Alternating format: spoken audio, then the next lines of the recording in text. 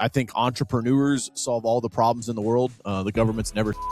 Oftentimes when I speak on stages at conferences, I tell small business owners, you think that your biggest problem is like Timmy doesn't fill out his paperwork or Tina's late to work. It's like most of that shit is not your problem. The biggest problem most small business owners have, because it's the reason why I wrote the 100 Head Game. People don't have killer instincts anymore. They're weak. They're soft, right? They buy $5 cheeseburgers and pay $8 to get it delivered to them because it's at the push of a button. They're lazy, which means... And running ads, in my mind, is a little bit like just kind of... The problem is most small business owners have a team of B players and C players. I call them...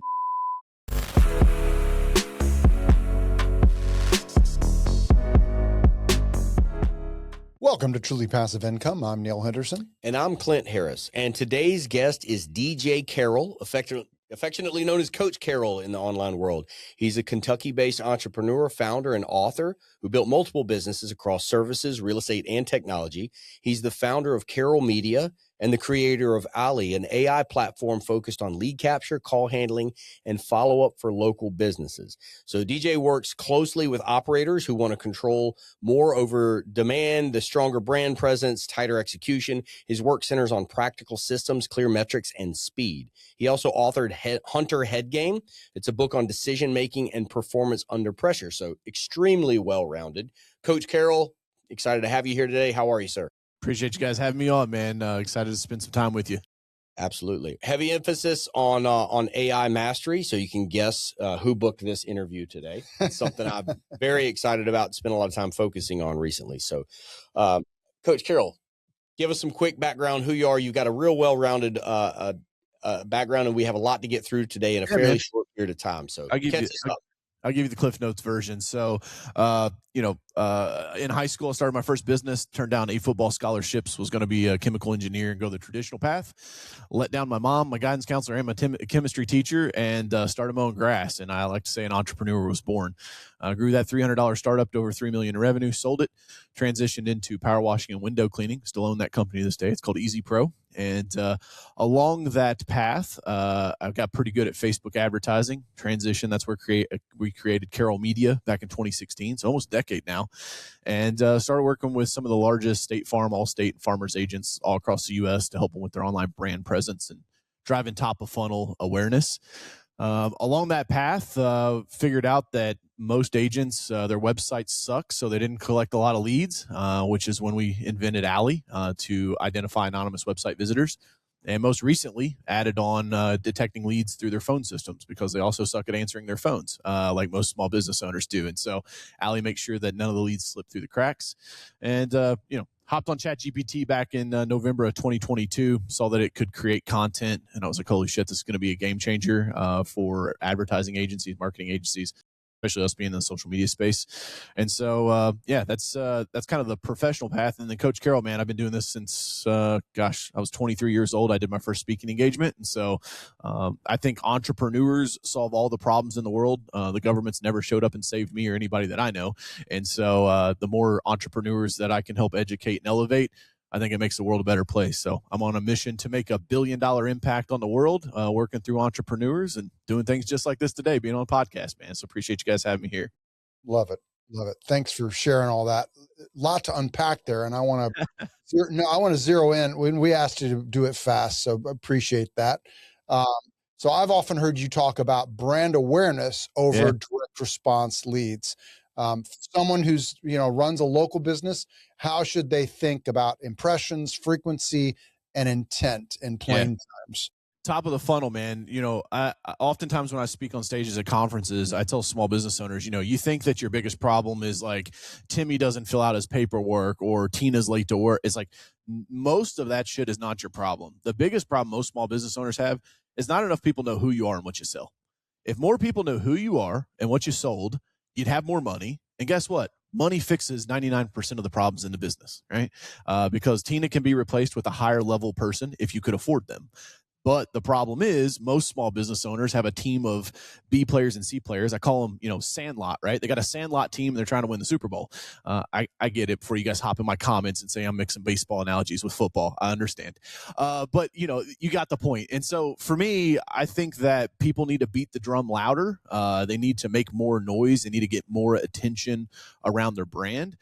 But let's face it, most 43-year-old grown-ass men still live like they're in high school. They don't want to put themselves out on social media because they're afraid somebody might be mean to them in the comments section. And so, timid salespeople have skinny kids. What is the best method in your opinion of making sure that your brand is out there? Obviously social media, and that's the space that you're in. That can be laborious and time consuming for people that don't know how to do it. So, and sometimes it feels like you're standing at the edge of the Grand Canyon shouting into the void, right? Like we've been running ads the last year for raising capital for our buying self-storage, big buildings and converting them into self-storage, and running ads in my mind is a little bit like just kind of continuing to push that content and narrative of what's out there and what you're doing. How do you make sure that you're getting measurable results, and what's the most effective way to grow that brand awareness in your opinion? Yeah, let's take a prime example. So that ad that you guys are running, what's the call to action on it? To book a call. Usually they're clicking on a form. They're going to put in their name, their phone number, their email address. We were having a setter calling people, usually 50 to 70 leads a week. They're getting on a call. They're getting a series of drip campaign emails, and eventually they end up on the phone with Neil or myself as a closer. To a cold audience, people that don't know you? I'm sorry, say that again? To a cold audience. So like people that have never seen you before? Yeah. Meta algorithm. Yeah. Too far down the funnel, man. You guys have to lead with some type of value, man. Gary Vee's been saying this for a decade, right? Jab, jab, jab, right hook. Like too many people go straight to the right hook. So it's like, hey, I don't know who you are, and you want me to get on a call about giving you your money, right? And so like for me, I'm like, you guys should have a guide that is like the 3 biggest mistakes people make when they try to invest in passive income. Give them value, get an opt-in, and now then your setter calls on that list, right? To me, that's a better option. The other thing is, like, a lot of times we have this happen with us all the time with insurance agents, right? They have a small budget and they're like, hey, I want to take $300 a month and like build my brand across the state of Tennessee. It's like, well, good luck, man. That's not enough firepower to go to war with. And so you have to be realistic about that. But I want to go back to what you originally said, which is, standing at the edge of the Grand Canyon, massive void, lots of work, laborial, right? Good, man. That's where I want to play, because it's the reason why I wrote the 100 head game. People don't have killer instincts anymore. They're weak. They're soft, right? They buy $5 cheeseburgers and pay $8 to get it delivered to them because it's at the push of a button. They're lazy, which means that today it's easier to win than it's ever been, right? One, because of like Jim Rohn, Zig Ziglar, and all the guys that came before me said, be enthusiastic, have a positive mental attitude, show up on time, be dressed for success, right? Dude, if you will just show up and have a smile on your face and be nice to be around, you'll beat 90% of the people, because 90% of the people don't leave their house post-COVID. I had to bleep out COVID. That way we don't get like throttled by the algorithms. But you guys have to realize that right now it is easier to succeed than ever before. You have the internet, so we're more connected than ever. You have social media, so you can talk directly to your customers. And you have artificial intelligence, which is like, yeah, at times it can be a toddler, but it has infinite intelligence. So like all of your questions can be answered, right? The like, I don't know how to do ... Dude, that excuse is completely obliterated now with the tools that we have. And so, I think, yeah, is it easier to make excuses than it is to put into work? 100%. It always has been. But is it easier to win now than it's ever been? I fully think so. Yeah, I agree. I say that a lot, that I feel like there's more opportunity to win now than there ever has been.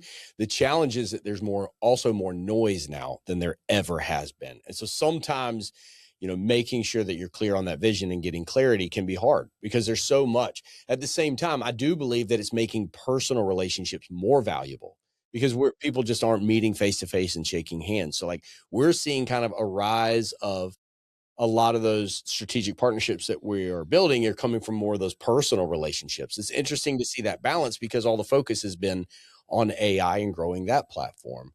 And speaking of which, I know that with Ali, this is a tool that you built that honestly is more of like a team member than a tool, right? We built it that way because I saw that AI was like, everybody was building tools, and I'm a brand guy. And so like I knew that if we could build the tool to be a team member, then we could build a brand around it. I also believe that AI is different than just a pick or a shovel.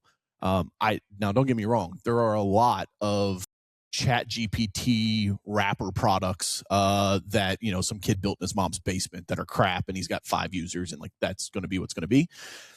However, we put the time, effort, and energy in to build Allie from the ground up the right way. So, and what do I mean by that? For instance, when Allie loads, she's fine-tuned on her brand blueprint. Her brand blueprint tells her a few things. She has a mission to save 10,000 small business owners from going extinct in this new era of AI.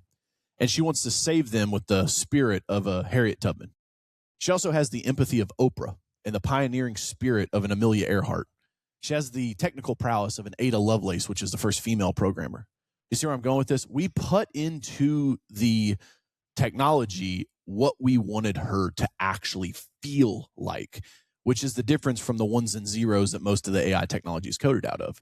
And so that's why when you talk to her, when you interact with her, it's a good experience, right? People for, you know, I'm not hearing it so much anymore, but like for the last couple of years, like people are like, people don't want to deal with AI. They'd rather talk to a human. I'm like, no. You don't want to talk to shitty AI. But if I can deal with AI and have a 2-minute conversation versus your office manager, Tina, who's going to fumble through a call for 6 minutes, like give me the 2-minute call with an AI rep, right? And so I just think we're going to change. And then ultimately, technology is undefeated. So, you know, this stuff's coming. There's nothing any of us can do to stop it. I think Elon's even tried to say, hey, we need to put guardrails up because once the genie's out of the bottle, right? Fortunately, we've seen this movie before. If you guys remember the first time Mark Zuckerberg went to Capitol Hill and that old white hair senator was like, Mr. Zuckerberg, I don't understand. If the app's free, how do you make money? He's like, oh, we sell ads, sir. He's like, I get that, but how do you make money? It's like, oh, man, you know, it's like we got a bunch of senile old men trying to make rules around technology they don't even understand. And so it's a bit of a Pandora's box. But I do have a belief that in the future, most small businesses will have human team members and they'll have AI team members. You know, this week, I don't know when this will drop, but you guys can go look it up. It's Claude Cowork, and it's like it literally lives on your desktop, and it's these like AI agents that people have been talking about for, you know, 18 months. They're now starting to become easily accessible to where natural language is going to be able to tell them what to go do. And you know, I'm super bullish on human beings being able to utilize the new tool. We did pretty good with fire and steel and the internet. I think we're going to do pretty good with AI as well. Until, you know, comes the war of the humans versus robots. At that point, it's gasoline and bullets and nothing else matters. Yeah, we're going to go after him first. Yeah. My wife tells me that. You know, my wife wants nothing to do. My wife wants nothing to do with AI, and like I'll cuss at them every once in a while. She's like, you know, they're coming for you first, right? When this war starts. All right. I have gasoline and bullets. It's okay. So let me ask you this. Would you consider Allie to be like it's basically agentic AI, or is that an oversimplification? And then like tell us about what it does, right? For the listener's benefit, what does it do and how is this implemented? This is basically like an agentic AI, but I can load it with all from my standpoint as an operator. We could take our private placement memorandum, subscription booklet, operating agreement. It can have any conversation about the information. We're uploading it generically, but specifically to our deals. This is not a bot that is just calling leads and scheduling calls. This is a setter. Is that right? Yeah, like an initial call? I'm actually against outbound with AI. I like it for inbound because if a call comes into a business, there's like 40 to maybe 100 different scenarios, right? That could happen with an inbound call. You go outbound, dude, if anybody's ever done cold calling, you know exactly what I'm talking about, right? You go, hey, Rick, how's it going? It's DJ. What's up? And he goes, hey, DJ. Hey, get down off the chair, right? He's like yelling at his toddler. And the AI bot's going to go like, I'm not standing on a chair, right? Like it has no context. And so I think that if I'm trying to build relationships, if I'm trying to gain business, right, and I'm doing outbound, which is like one of the hardest things to do in business, one-to-one outbound, I ain't leaving that one to the robots. I think that's the last place the human should play in. Now, I am okay with it being inbound because most of that, you're right, people are seeing you, they know you, they're calling in with some questions, they want to book a call, like, cool, it's a customer service experience at that point. That is the difference. And because I've seen a lot of these like voice people, they went into outbound first.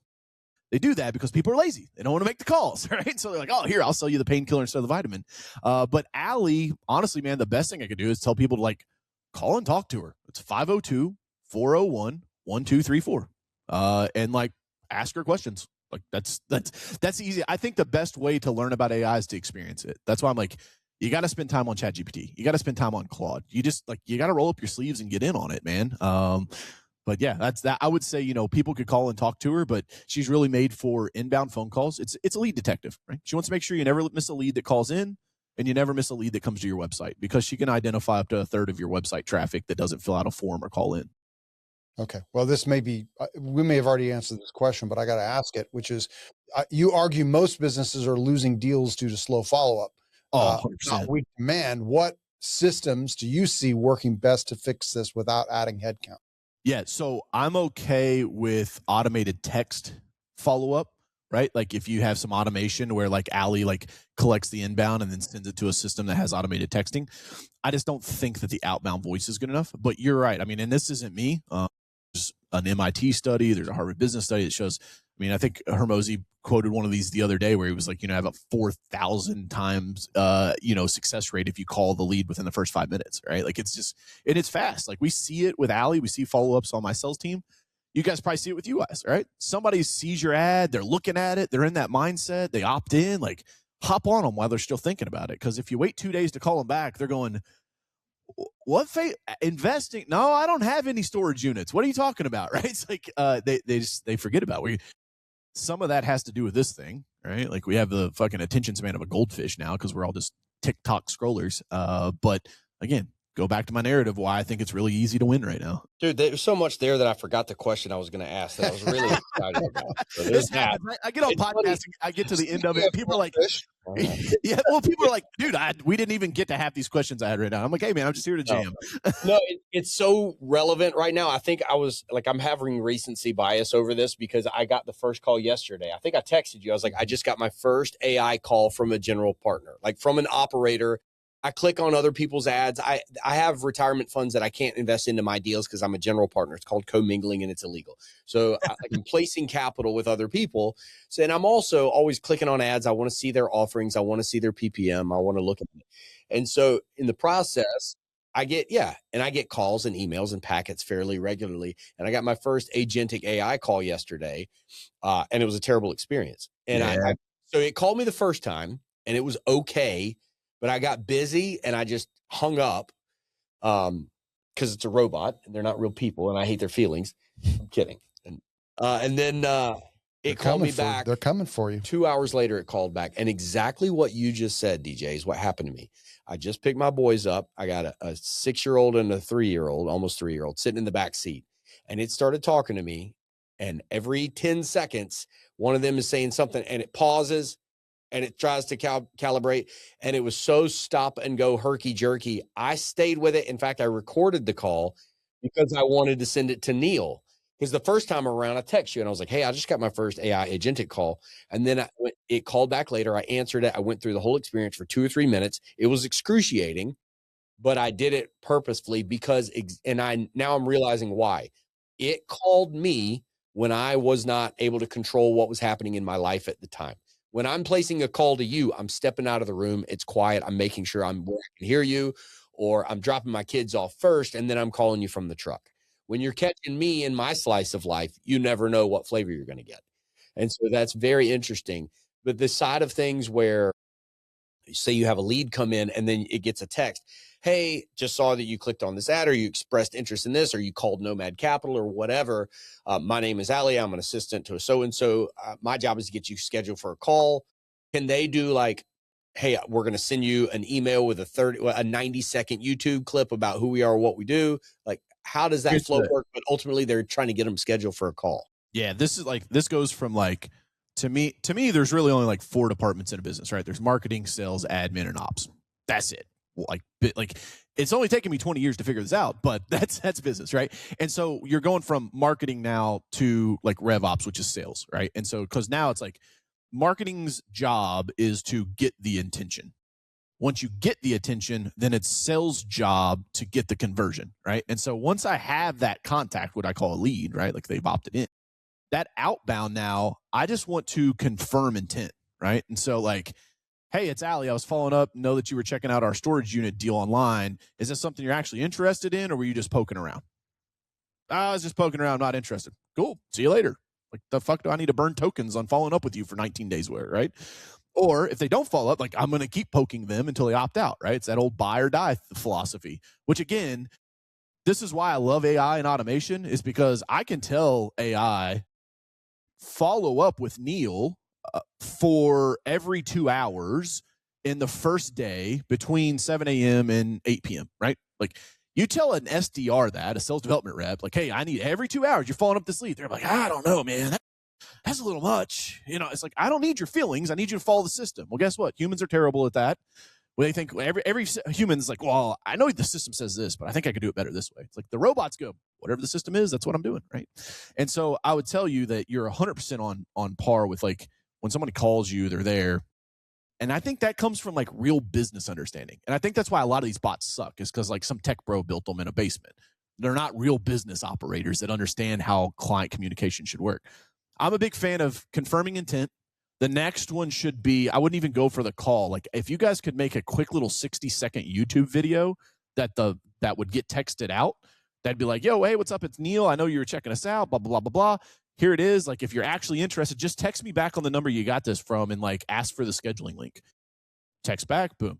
Here's what's happening. We're moving from automation to AI. So most people that are listening to this right now, you probably have a CRM. You have some software that can, like, build out text message automation. But you had to put in what to say, and it wasn't smart. It just sent that every time, right? So now if you have a text message follow-up on day 3 that's like, book your call, and they book their call on day 1, you look like an idiot, right? Because you're like, tell me to book another call. With AI, if you have a properly schema database, that artificial intelligence can, like, look and see what the interaction has been and then generate. That's the part of generative AI that is so magical, is like, now if text number 4 is supposed to go out at the 4-hour mark, and it looks to the database and is like, Neil's already got a call booked. Now the text just said, hey, Neil, I appreciate you booking the call, man. We'll talk to you soon, right? That is the power of, like, what is changing. I don't know if I answered your question directly, man, but, sorry to pick on you, Neil. He's got thick skin. He can handle it. Yeah. So let me ask you this then. You have a strong opinion against cookie cutter marketing. Like, you're very unique and you want to do things uniquely for each person.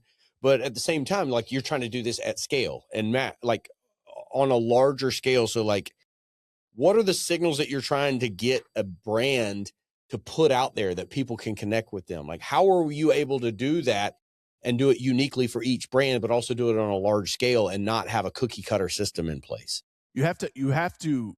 So this is where you can't be afraid to hurt people's feelings, and you can't be afraid for people to throw rocks at you. The world of, like, just putting out, Motivation Monday post, like, that left 10 years ago. Now you've got to draw a line in the sand because, like, one, in the US, we're more polarized than we've ever been, right? And it's like, if you don't agree with one of the things on my side, then you're the absolute enemy on the other side. And I don't care which side you're on, it goes for the same.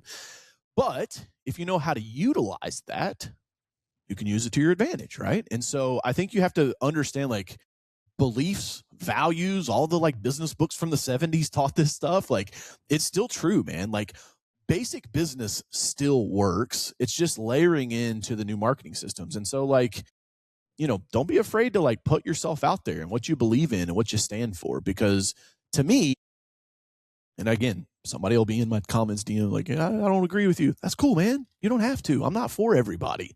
And I'm okay with that. There's 8 billion of us, at least that's what they tell us, on this planet, right? And there's like 300 million of us in the States. I'm okay with having, like, you only need like 100,000 people to really know who you are, and you can build a really big business. Right? Most businesses, if they just have a couple thousand customers, they're going to do okay. And so I think it's about putting yourself out there, getting comfortable, and then doing reps with it. And most people just don't want to do that because now it's like, oh, I got to make sure my lighting's good and make sure I look good on camera. I got to, like, brush my teeth and comb my hair. Damn it. I've been working from home for 5 years. I don't like this. To me, I think if you just be authentic, which, like, should go without saying, that's like some of the stuff they taught us in kindergarten, just be who you are. And then, like, if you're a good person, Zig Ziglar used to teach us, Jim Rohn used to, like, success is something that is attracted, not chased down. Right. And so if you're a good person, you have good values, you put yourself out there, success will come to you. It'll find you. The right people will find you.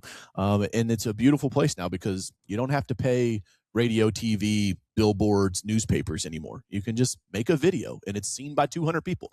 Here's the problem, Clint. People make a video and they go, yeah, but coach, I got 180 views, man. I'm like, cool. If I put you in a conference room on stage in front of 180 people, you would shit your pants. But magically, because it's on social media, like it doesn't matter. Like those people don't matter as much than the real, like it's crazy, man. Interesting. Yeah. That's the way. Again, I keep losing track of my thought because you keep. I'm sorry. I know I'm a low energy guy too, guys. I apologize. Yeah, it's like, let me just pull some information out of you, DJ. Give me something to work with here. Listen, I got a key word for you that strikes fear into the heart of a lot of people that this technology is catching up on them, and that's implementation. Right. If you are one of these smaller businesses, medium-sized businesses, whatever, maybe you're in the twilight of your career, maybe you've been in a service business that's never really leaned into this space. But now the tsunami is on us. It's right here. You jumped in and started surfing this wave in 2022. Congratulations. We can't control the size of the wave. Your options are to get rolled or to learn to surf, right? That's like pretty much, you can learn to ride the wave, and that's about your only option right now, or you're going to drown. So for that person, in terms of implementation, what does it look like for someone in that scenario to take what you are working on and your acumen and implement that into their business in a way that's not going to give them a heart attack? I mean, I just talked to an agent yesterday from California. She got signed up for Allie. She's been an agent for 40 years, dude. So like she didn't start when she was 2. Okay. Let's just be clear there. It's never too late to start. Like, yeah, like you're probably hopping on the caboose at this point. The train has left the station. To give you some real world numbers, it took the internet. I'm going to use that term loosely. Again, hop in my comments and be like, well, you missaid this. The internet, loosely defined, took about 8 years to get to 700 million users. Facebook took 4 years. ChatGPT took 24 months. Okay, that's the speed of the acceleration. So what has happened, I think, was the internet, people are like, what is it? How's this work? Right? Like, oh, I got an email. Let me log in and check it. Right? It was kind of cool. Social media, it kind of went a little faster because we had kind of already seen this before. AI, like the T-Rex is back in the village for the third time. Everybody's like, run, right? Like we understand that, like, we got to go. My point being that if a agent in California that's been around for 40 years, she doesn't have a website. I mean, like, dude, she's like, I'm missing calls. I know I need to fix this. I've been looking at it. I just need to do it. Just go, right? One of my favorite frameworks to teach small business owners is the decision irreversible? Meaning, like, if you make the decision today, can we change it? Yes or no? And then what is the overall impact of the decision? And so if it's like a reversible decision, meaning like you could unplug some of this tech tomorrow, and like the impact is like maybe you lose 1 or 2 customers, right? It's like, why not, man? Most small business owners would have wildly more success if they would just make decisions faster.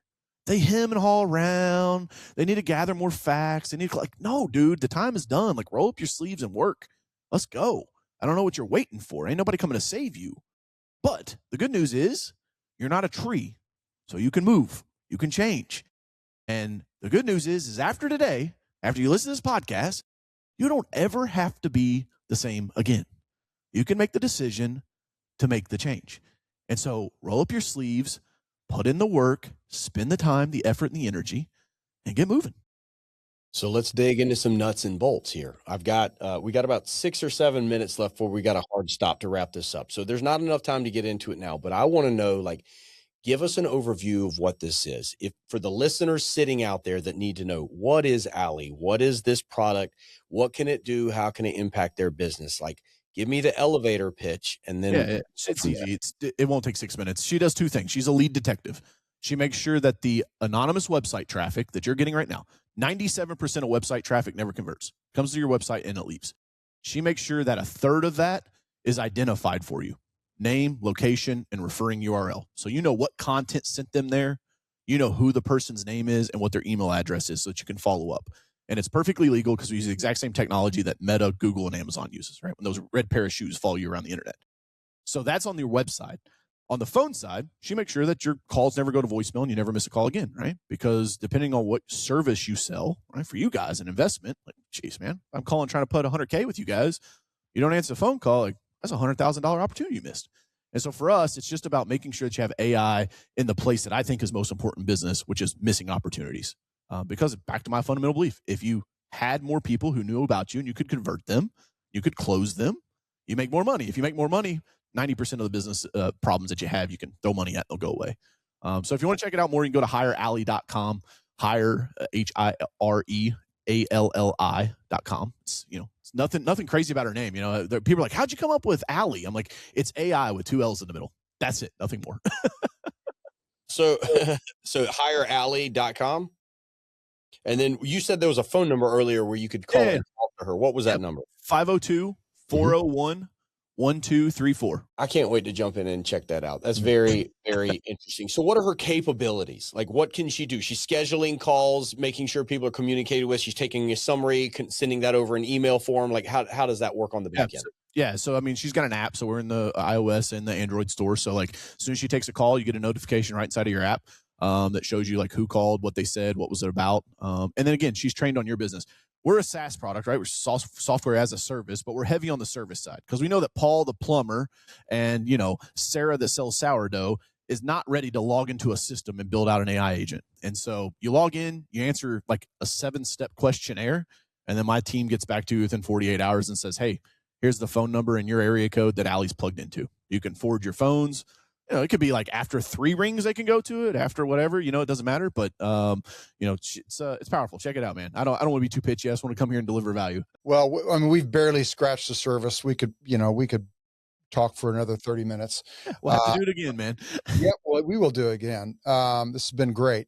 This is a question we ask every guest, and I'm curious to hear your answer, which is there a book or resource that you find yourself recommending again and again to friends and colleagues?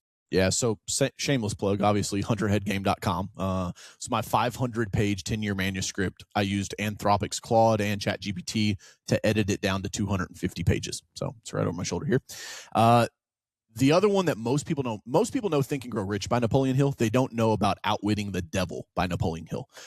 It was so powerful that his wife didn't want him to release it. It wasn't released until he passed away. Game-changing book, man, from a mindset standpoint. And I think most people are held back by their self-limiting beliefs in their mindset. That's why I'm a big fan of it. And so, yeah, those would be my 2 recommendations.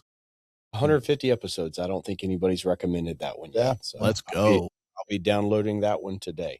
Yeah. So the audiobook's crazy, man, because they use like 2 different voices and like the devil's in there. And so like he like speaks like he's the, I mean, it's a fun listen. We should have to get that voice on our AI. That'd be good. Yeah. Hey, listen, Coach Carroll, this has been great. I feel like we are just at the cusp of this being broadly mainstream. I'm sure you feel that it's been that way for a while. It's still just changing so rapidly that I have no doubt that we are probably going to need to do this again.